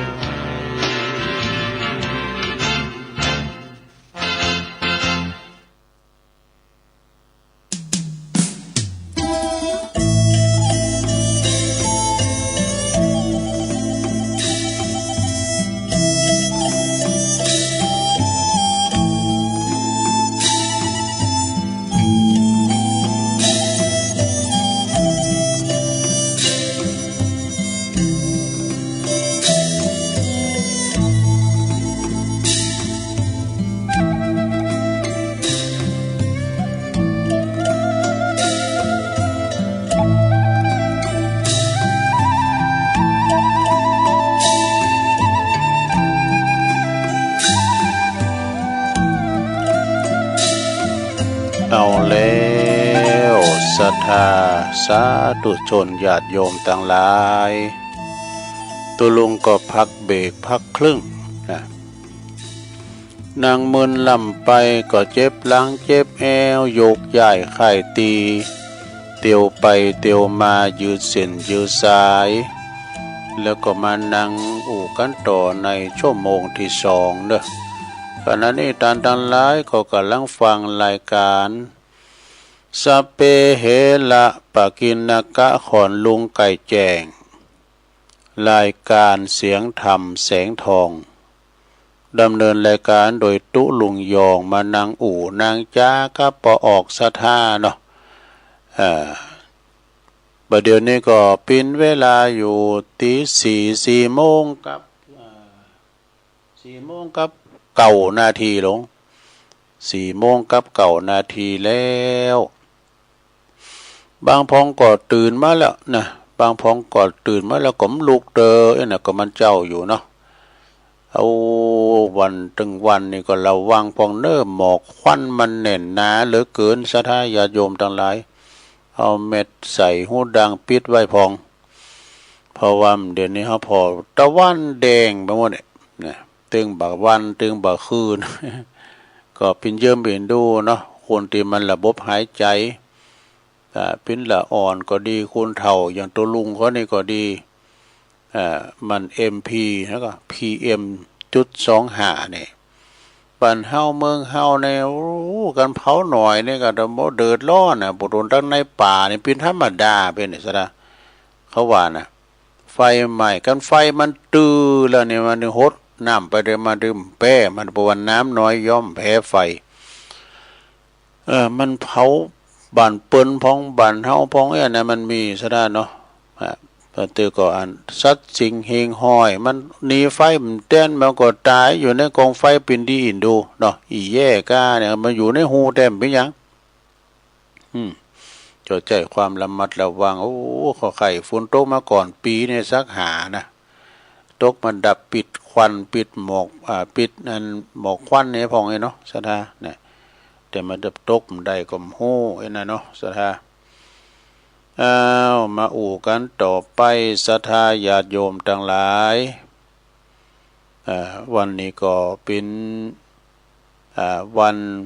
ศุกร์แล้วนะจบจากรายการตุลุงก็ฟังตุลุงแดงพระครูปฏิภาพระครูชลทานพิทักษ์เนาะตุลุงแดงเปิดก็จะมาเข้ารายการต่อกันไปและอาจารย์ท่านอาจารย์ไมตรีขเวสโกอีกนะวันพุธนี่ก็เหมือนเดิมนะตัวลุงก็เข้ารายการจะมีกิจกรรมยกวัดมาบ้าน ยกวัดมาบ้านนะลุงเนี่ยฟังกันไปเด้อนะไปแอวตามวัดตามว่าซะดาโอ้ยวัดว่าอารามเมืองเหนือล้านนาเฮานี่งามทางนั้นใหญ่โตวัดพระธาตุดอยสุเทพสิ่งศักดิ์สิทธิ์เนาะครูบาเจ้าศรีวิจัยแปลงหนตั้งขึ้นและดูลุงไปจอยงานเดียววัดบันเหล่าพระเจ้าใต้เขียวนี่นะงานพระราชทานเพลิงศพครูบาตุลวิหารเปิ้นเนี่ยพุทธพระเจ้าก็ลงแต่เนอศรัทธาญาติโยมศักดิ์สิทธิ์ขนาดดุจางไหวเปิ้นติดค่ำหมดนะโอ้ถ้าใครวันหนึ่งเดียวละปูนเนอแล้วก็วัดเปิ้นก่อกว้างมีทาวรวัตถุนี่สำคัญทางนั้นนะเป็นโบสถ์วิหารกุฏิกัมสังฆาโอ้วัดกว้างวัดใหญ่กำแพงล้อมรอบหน้าวัดหลังวัดเปิ้นก่อกว้างอันนี้ก็ขอชมเชยอันนี้เป็นวัดในตำนานนะซะนะมึนละนะสมัยพระเจ้าแม่จำบัดเทวีอ่ะดูแล้วก็มันเป็นดังเพราะว่ากรุงเทพฯนะพระเจ้าใต้เขียวนี่นะซะนะศักดิ์สิทธิ์เด้ออันนี้นี่โตศักดิ์สิทธิ์แต่ไปไหวไปสามได้ไปเมื่อนะแล้วก็ไปหันวันนั้นโตวัดเปิ้นใหญ่โตแปลงสิ่งก่อสร้างทำหนักทำลายนะแต่ไปทำตีหนึ่งนะไปทำตีอันที่วัดพระเจ้าใต้เขียวบันเหล่านี่ไม่เมตตาบารมีธรรมอาจารย์พระครูภาวนาโสภิตนะผู้ช่วยศาสตราจารย์ด็อกเตอร์ปนพินเจ้าอาวาสวัดบันเหล่าพระเจ้าใต้เขียวเด้อหลวงพ่อท่านพระครูด็อกเตอร์ก็มีเมตตาธรรมสูงเด้อเป็นอาจารย์สอนภาวนากัมสังฆามจรด้วยลูกจะหันก็ไปปุณหันอาสราแต่ไปลืมเด้อตำบุญนครเจดีย์ก็จะมีวิหารจตุรมุขอุโบสถจตุรมุขที่วัดสุวรรณวิหารเนี่ยวัดสุวรรณวิหารอาจารย์เขินคำอาจารย์มหาเขินคำเปิ่นสร้างครูบาเวรุวันพิทักษ์โอ้อันนั้นก็งามเด้อเข้ากำที่หันก็หลายเมื่อตุลุงปิ้นตูใหม่ไปเข้ากำมันนะวิหารจตุรมุขก็มันโซมไปตุปีบินท่านพระครูสุวรรณศิลวิสุทธิ์เนาะตุปีบินประพินเจ้าคณะตำบลก็บูรณะซ้ำงามหมดโตเดี๋ยวนี้ก็ซ้ำงามวัดสุวรรณวิหารโพดไปทำหน่อยปุ่นปฏิวัติมอนมาเห็นศิลาลามน้ำย่อยปุ่นนะอันนั้นนี่ปุถุมก่อนนี่อยู่ที่ไหนก็ดึงหันพระลังคาบ่เด้ออาจารย์ท่านพระครูเนี่ยประโชติวรวัตรหรือว่าอาจารย์วันชัยเนี่ยเป็นได้ละสังขารไปแล้วก็วันนั้นก็ไปช่วยงานพระราชทานเปิ้นศาลาเปิ้นในนาศรัทธาญาติโยมสมัยนั้นนี่ลุงเลิงเด้อนะตัวแป้งนี่บ่เดียวนี่ในมอก20 ล้านนี่ไปอยู่เด้อใหญ่ขนาดนะรู้ละเปิ้นมีหันพร้อมมีตีรับตีนอนซองแจ้นกันโลตั้งลุมก็จอดรถก็ได้นอนก็ได้อันนี้เป็นมหาศาลาแต่แล้วก็เย็นเนอะอยู่ไหนฮะนะโตอยู่ไหนอันนี้อย่างไหนวิหารนั่นเนาะเย็นนะกว้างใหญ่เปิ้นติดแก้วติดแสงหมดแล้วว่าเตียวไปเตียวมาเอาพอแก้วที่หันกระจกโอ้อันนี้เป็นไผเหมือนกูมเลยนะเหมือนตูมเลยเนี่ยโอ้เป็นว่าเฮาก็ว่ากูแฝดเฮาอ่ะเป็นว่ามันมีหุ่นมันเฮาพอในกระจกน่ะอันนี้เหมือนเฮาเลยก่อนนั้นแม่คำ แม่ยังก็ ดังนั้นเปิ้นเป็นลูกแฝดกันเนาะเปิ้นเป็นกูแฝดเท่ากันนะแล้วก็ไปหันกระจกไว้กันเฮ้ยข้ามมึงก็มากันหลังแต่ตัวเก่านะ หน้าตาเหมือนกันเนาะอันนี้ก็ความโอ้อาศักดิ์สิทธิ์เนาะครูบาอาจารย์ได้สร้างไว้เนาะในการอลังการงานสร้างของวัดวาอารามต่างๆโอ้หลายในการลำดับนะลำดับในลายคำแล้วนะอันนี้บารมีแต่ละตุนแต่ละตุนเนาะสดาญาโยมเนาะแปลงวัดแปลงว่าบัดเดี๋ยวนี้ก็ยังว่าได้แต่ละวัดแต่ละว่าโอ้ก่อนในการกรุงลุงเริงผาเหลิงติมวัดติมว่าบัดเดี๋ยวนี้ตุ๊ดเจ้าหายากไปแล้วเนี่ยพันนีนก้ามจังการแล้วก็ซิกกันไปถึงวันอยู่ยากโดยนั่นแหละถึงมือถึงวันเนี่ยลงอนุรักษ์ไว้เนอะนักนิดเบาหน่อยก็อภัยอย่างการพองเนี่ยกะนะของเข็มหายากโดยนี้เข็มหมดอ่ะเด้อวันนั้นก็ไปบวชเน้นหมู่ที่วัดดงป่าหวาย71 ตุนแล้วจะอยู่หลอดกี่ตุนบ่ฮู้นี่ที่มันจะเห็นต่อเนี่ยสดาก็หามานี่หาแต่เอามาเห็นหนังสือแล้วเอาไปวัดนั้นหน่อยวัดนี้หน่อยเอาไปพักอาศัยเปิดว่าโฮงเห็นเฮาอยู่ใดเนาะไปอุ่นนากันด้วยต่อไปหยังแฮมโอ้แต่เหล่าอันนี้ก็เน้อศรัทธาเด้อมีตู้เจ้าตุนหนึ่งนี่ไข่ซิกว่าโอ้ตู้เจ้าหนุ่มตู้เจ้าน้อยนี่จะเฮ้ยแล้วไข่ซิกก็ลองฟังบ่เนี่ยเป็นนิทานธรรมกะลองฟังพอคือมีตู้เจ้าตุนหนึ่งเนี่ยศรัทธาญาติโยมทั้งหลายสวาตู้เจ้านี่นะมีอุปชาส่งไปหำไปเฮนพระธรรมวินัยที่อื่นต่อมาปลายหลังเนี่ยโยมบิดาเปิ้นคือว่าปอเปิ้นปอของสาธุเจ้านี่นะเปิ้นได้ป่วยว่าเวลาไก่ที่จะลงรับขันไก่ที่เปิ้นจะลุ่มหายตายจากนะก็ป่วยในเวลาไก่ตายเนาะเปิ้นก็มอบสตังค์มอบเงินไว้กับอันน้องใจ100 ตำลึงนี่จะปิ้นตัวใดจ้ะเปิดเอาไว้เหือนปิ้นกามูลกาบาทแล้วก็จีวรแล้วบิดาเปิ้นก็ตายไปต่อมาปลายหลังนี่นะเวลาสาธุเจ้าหนุ่มนั้นปิกมาถึงน้องใจก็ร้องไห้เล่าเรื่องให้ฟังอีปอเปิ้นฝากสตังค์ว่านี่100 ตำลึงเด้อนี่นะ100 ตำลึงนี่เปิ้นก็บอกว่าเอาไว้ซื้อบาทซื้อจีวรเนี่ยแต่ว่าตู้เจ้าหนุ่มนี่ก็บอกว่าตู้ปีมต้องการขั้นต่อมาปลายหลังก็คิดว่าอยากจะซึก ลาจากภาคกาสาวพัดเนาะหันว่าโอ้เงิน100 ตำลึงนี่เปิ้นเอาฝากไว้ที่น้องบ่าวน้องใจก็พอที่จะเลี้ยงชีพได้ก็ฮะอีดูโอ้จะตั้ง100 ตำลึงนี่นะสาธุเจ้าเมื่อพวกตุหนุ่มเน้นหน่อยเขาทั้งหลายฮู้ว่าสาธุเจ้านี่เปิ้นว่าไข่ซิกเองกันเนาะก็ไปบอกให้อุปชาอาจารย์ก็จึงพาไปเข้าเฝ้าพระพุทธเจ้าก็เลยตรัสถามว่าสิ่งที่จะเลี้ยงชีวิตของเธอน่ะมีแล้วหรือยังนะขอนมีเหตุออกไปต่างเนื้อต่างตัวใดสตั้งมีอยู่ตั้งโลกนี่มันจะเหมือนอยู่ตั้งในนะอยู่ตั้งในนี่หมอแกงต้องสุมาเดนบาทออกนอกวัดไปแล้วเปิ้นก็ถึงใส่บาทแล้วนะฝากต้องกับพี่น้องเจ้าบ้านเปิ้นหันแก่พาเลิงนั่นนี่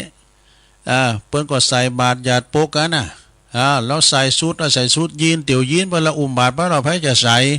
เป็นชาวบ้านน่ะพระพุทธเจ้าเปิ้นตรัสสอนโหน้ำติ๊กบาทพระเราไผจะใส่ให้ตู้ตุดนุงเหลืองสามตุ้มผ่าเหลืองแล้วก็บาทไปจอดอยู่ตามดูเปิ้นเปิ้นก็ได้เปิ้นหันเปิ้นก็โอ้รู้เจ้ามาคุ้มข้าวเปิ้นก็เอาข้าวมาใส่บาตรซะนะเปิ้นก็ถามว่าคือดีแล้วกะสตังมีต่อใดแล้วก็กราบทูลว่า ข้าพร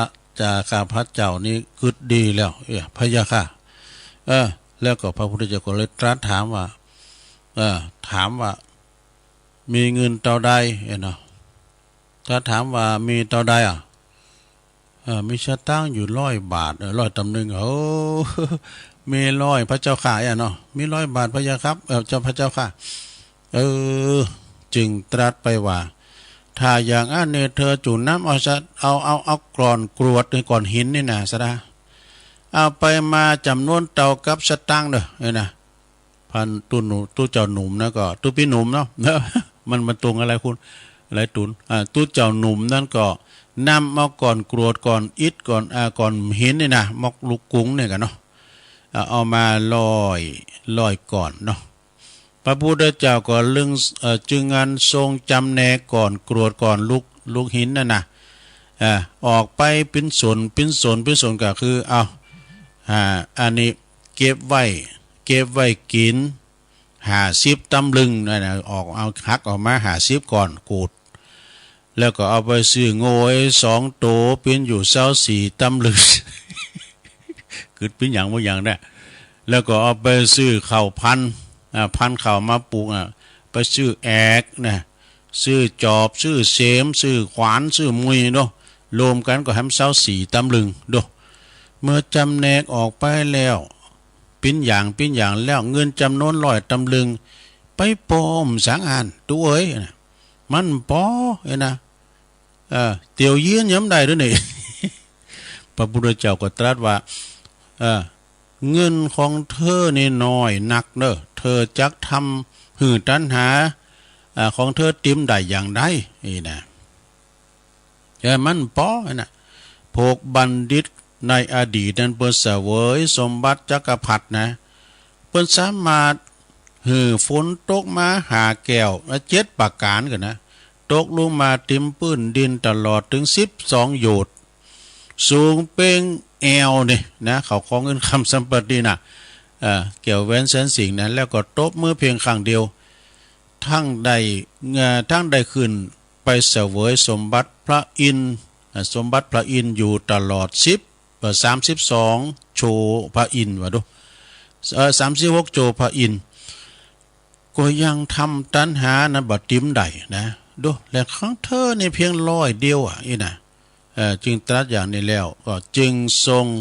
เล่าเลิงพระเจ้ามันทาธุราชฟังเนาะแล้วก็ตรัสว่าความบิ่มในกามารมณ์ต่างหลายยอมบ่มีโดยหาฟุ้นโดยฟ้าหาฟุ้นแก้วเนี่ยกามารมณ์ต่างหลายเป็นของมีความสุขน้อยแต่มีทุกข์มากเนี่ยมีทุกข์หนักนี่นะถึงได้เสวยกามารมณ์อันเป็นติบก็ยังบ่ฮู้จักอิ่มเนี่ยสาวกของพระสัมมาสัมพุทธเจ้ายอมยินดีในความสิ้นตัณหาดังนี้เนี่ยพอพระพุทธเจ้าเปิ้นกล่าวกรรมนี้จบลงไปพระภิกษุทุกนั้นก็ได้ตั้งอยู่ในโสดาปัตติผลเลยลุ่มเลิกการศึกหาละเพศอยู่จนยาวาจีวังเสียนี่นะการว่าพระพุทธเจ้าเมื่อสตินี่นะโตจะเก่ากับผมในทางศึกหาละเพศไปแล้วเนาะอย่าไปกามน้ำใหญ่เลย ก็เริ่มศึกษกรรมนี่นะเรื่องนี้เปิ้นก็จริงหานว่าถ้าพระองค์บักไก่ความถ้าพระองค์ถ้าพระตุเจ้าองค์ใดแล้วพระตุเจ้าองค์ใดโกความตุกในคารวาสแล้วนะก็หรือว่าหันโตด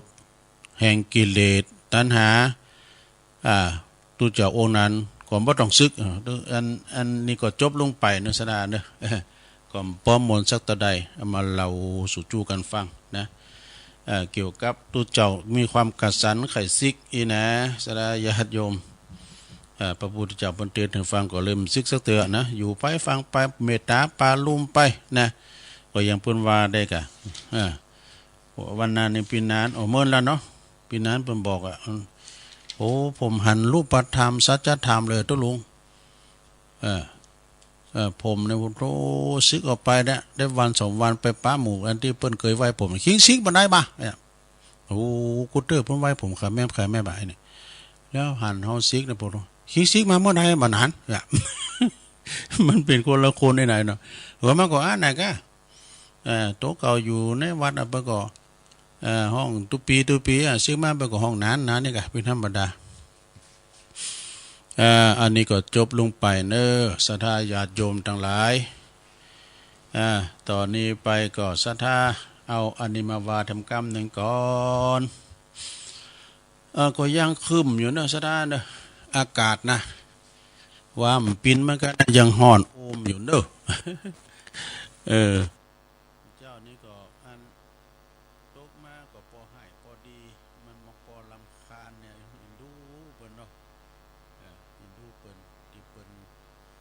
มาวัดมาวากันมาทักบาตรหยาดโปกกันมีหำอย่างนึงนะศรัทธาคืออันนี้ก็กำเนิดเนาะสุราเมลัยมันปิ้นจัดได้ก็ลองฟังพอแก่งอมแก่เงาไปได้ลงเด้อออกว่าศาลาพระเจ้าแล้วงดมา3 เดือนก็งดไปตลอดสำดีเนาะนะงดไปตลอดสำดีเข้าภาษาเพราะว่าอดเหล้าเข้าพรรษาอีกเนาะงดเหล้าเข้าพรรษาก็คือว่าในอดีตครั้งหนึ่งนะมีเก่าไม้ใหญ่ไม่หลงอยู่กลางแผกลางป่ามันแตกกิ่งแตกงาเนาะแล้วก็มันหักตั้งกลางหน่อมันก็ออกตั้งหิม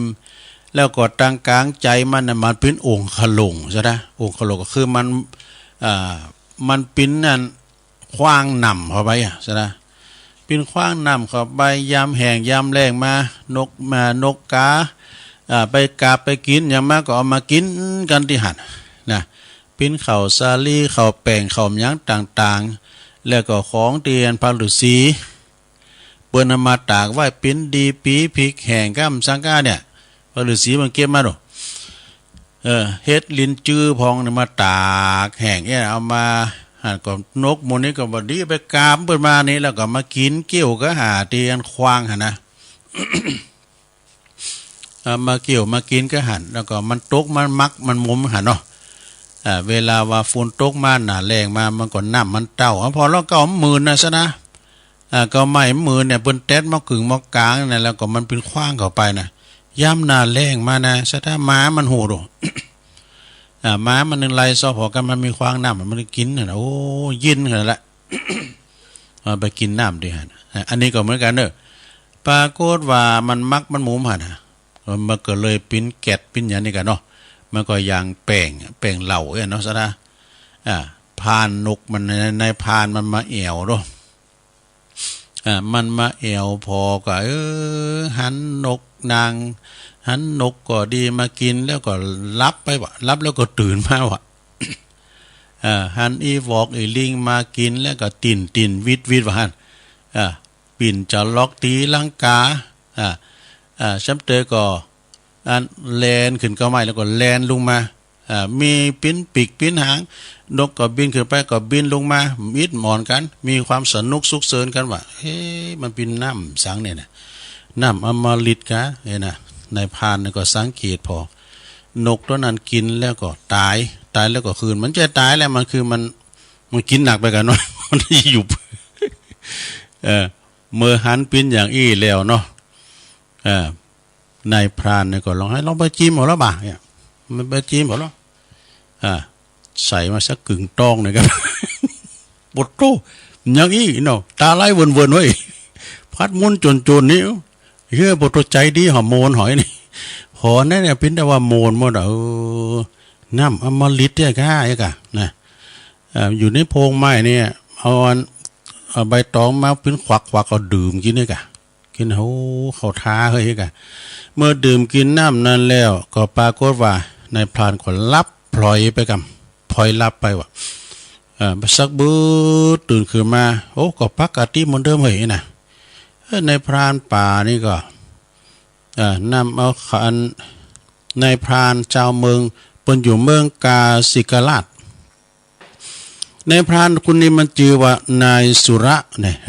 สุระโดผ่านมาหัน จึงดื่มเข้าไปกันเลยกินก่อนสีสีโนสีโมนมานะสีโนสีโมนมากินเข้าไปจุนอันจากนั้นก็เมาจุนขาดสติยืนฟ้อนลำทำเพลงวะในพรานนี่กินไปแล้วเนาะเดี๋ยวจีวันในสุระนี่นะเข้ามาแล้วกินจากนั้นก็กินแล้วก็ขาดสติยืนฟ้อนยืนอยู่ที่โคนไม้ฟ้อนลำทำเพลงปิ้นตาดีมนได้งานเก้าไม้ไหลหลุดตาลายผู้หญิงเขาทาได้ในห้องเพลงยกเยอะวันพาสุระนะเมื่อได้สติแล้วก็ตักเอามาเนาะใส่ถุงแซวใส่ถุงไม้หน่อย มาถึงก็อันป้าใส่ซุ่มมันกระต๊อบตีภาของพระฤาษีวะพระฤาษีนั้นก็ชื่อว่าวิรุณะนะพระฤาษีนั้นจึงใส่ชื่อว่าสุราชื่อว่าสุรานะจากนั้นก็ในสุราเนี่ยก็พระฤาษีให้หน่อยมันดิเ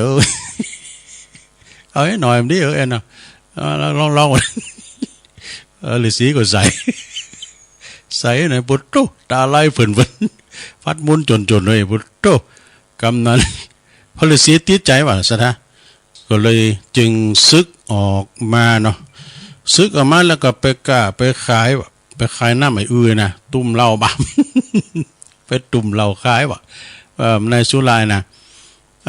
ไป ไปเข้าบอกว่าในสุรานี่ไปถึงบ้านในเมืองใดทำมือบ้านเมืองนั้นพินาศปินเวลาบันนานว่ะพินาศในใจเวลาเหมือนซะหน่อยปรากฏว่าเจ้าบ้านเจ้าเมืองอยู่กันอย่างร่มเย็นเป็นสุขรักษาศีลห้าได้ใส่ไอ้ปู่นี่ไปแล้วปุตโตเป็นว่าเดือดร้อนกันว่ะนะพ่อแม่เปิ้นอยู่กันดีๆก็เคยบุบเคยตีกันนั้นตัวปัจจัยใส่ซะหน่อยแล้วเอาแล้วหาเรื่องเลย พิษเทงกันแบบปิ้นแม่ปิ้นเจิงกันเนี่ยนะทำมือแตกสะบั้นหันแหลกกันนะจนเมื่อมาถึงเมืองนครสาวัตถีเนอะในสุรกับอันหนานฉันสมมาใจหนานอันพระฤาษีที่เป็นสีก็ไปนะราชบุตรหันว่าแมวกินน้ำเนี่ยแล้วตายแมวตั้งแต่กินน้ำแล้วตายหมายความว่าคือไงนะก็เลยแจ้งให้พระราชาเนาะพระราชาจึงสั่งจึงหาว่าสองคนเนี่ยปรุงยาปิดเนี่ยกะพระราชาก็จึงสั่งให้ประหารเอาไปประหารทั้งสองท่านทีแต่เนี่ยมันมีแต่เนาะแต่เมื่อมดฤทธิ์เนาะสุราแล้วแมวตัวนั้นก็คืนมาเนี่ยเตียวดุมๆอย่างเดิมไม่ดอกเมื่อหูว่าอย่างนั้นแล้วก็อันนี้ใจยาปิดพระราชาก็จะคิดว่าจะลองดื่มพอกันเนาะตอนนั้นเต่าสกาเทวราชเนาะก็กลัวว่าพญาเจ้าเมืองจะติดอกติดใจจะติดอกติดใจแล้วน้ำไอ้สุรานะจะเกิดความหายันหนักไปห้ำหนักด้วยกันเนาะปรากฏในละมิตรกายนะแสลงเป็นคูณมาบอกคือพระราชาว่าการเต่าสักกะเทวราชมาก็มาอ่านก้อนเงินพระราชาว่านะอันสุราเมรัยใช่น้ำเปล่าอย่ามัวเมาดื่มเล่นเช่นน้ำฝนไม่ว่าเหล้า สุมาเลยว่าอย่าอินอย่ามาอ่านก้อน เต่าสักกะเทวราชไม่ว่าเหล้าหรือเบียร์พาเสียคนประสบผลกับความชั่วมัวหมองใจนี่หมดค่าเหล้าเท่าไรไม่เคยหวั่นรอถึงวันชีพดับเพราะตับแข็งหากวันไหนไม่ได้กินแทบสิ้นแรงคอทองแดงอย่างฉันรอวันตายฝนวาอิ่มนั่นนะพญาเจ้าเมืองก็ได้สติขึ้นมาพอดีนะปรากฏว่าน้ำอันเหล่านี้เป็นน้ำอมฤตเผาที่ไหนเนี่ยแตกกันที่หัน เจ้าเตยก็หูปอมหูจักลูกหูจักปอน่ะป้า นี่จบฉูกนายบอดเอาขอข่าวปวดห้องปิ้นไอ แตกทับก็แล้วก็เลยทำเหมือน ทำเหมือนจานบ่มีความละอายเนาะต่อสิ่งที่ปิ้นบาปทั้งปวงเมื่อพระราชา เมื่อพระราชาได้ฟังเต่าสกัดเทวราชหือสติดังนั้นแล้วก็เลยหือไปทำลายเนาะสั่งไปทำลายภาชนะอันหมอตุ่มเหล่านะทุบขวางหมด แล้วก็มาสมาทานศีลห้ามีมาสมาทานเอาศีลห้า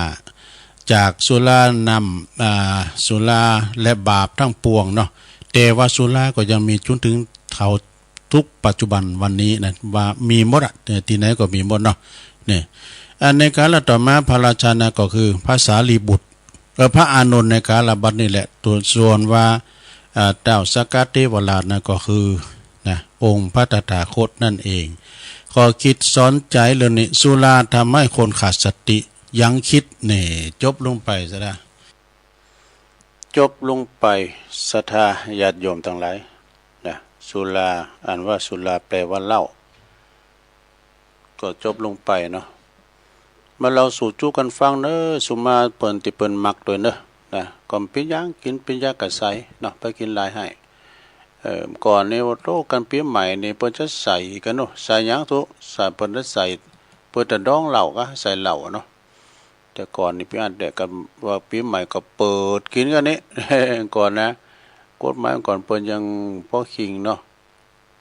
เปิ้นก็กินกันไปเป็นเจ้าหมูเจ้าจุ่มกันเนี่ยกะศรัทธาญาติโยมก็ว่ากันไปวันผูกตุลุงก็จะเสาะมาแถมนะผูกในตุลุงจะเอาธรรมมาเตะเทกัมเนาะ